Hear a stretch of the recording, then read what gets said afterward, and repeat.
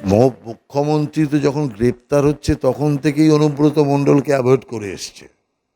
এর আগে বীরভূমে যতবার গিয়েছে একবারও অনুব্রত মণ্ডল বলে কোনো নাম আছে তৃণমূল কংগ্রেস করতো এটাও বলেনি।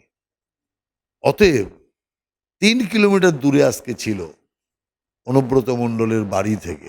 অনেক আশা নিয়েছিল, মিডিয়াও খবর করেছিল যে দেখা হবে, কথা হবে।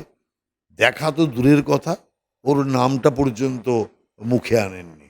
অতএব এর থেকে পরিষ্কার বোঝা যাচ্ছে যে দিদিও দূরত্ব বাড়াতে চাইছে। তো কাঁদবে না তো কি করবে? যে দিদির ভরসায় এত কিছু করলো, এত মস্তানি করলো, এত মানুষ খুন করলো, এত চুরি চামারি করে নানাভাবে তৃণমূলের ফান্ডকে ভর্তি করলো, আর আজকে সেখানে সেই দিদি মুখ ঘুরিয়ে দিয়েছে। অতএব কাঁদতে তো হবেই। তার মানে ফিরহাদ হাকিম অনুব্রত মণ্ডলকে জানোয়ার বলে গালি দিচ্ছে। বাঘ বলা মানেটা কি? বাঘ বলা মানে জানোয়ার বলা। জানোয়ারকে দেখতে বনে যেতে হয়, তো বলছে জানোয়ারকে দেখতে বোলপুর যেতে হবে। তো বাঘ যখন আছে, এত বড় বাঘ, তো খাঁচায় বন্দি করে রাখুন। খাঁচায় তো ছিল, আবার খাঁচায় পুরুন।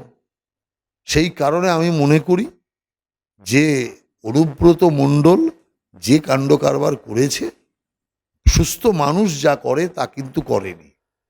অতএব যা আচরণ করেছে পশুসুলভ আচরণই করেছে, আর সেটাই ফিরহাদ হাকিম বলেছে।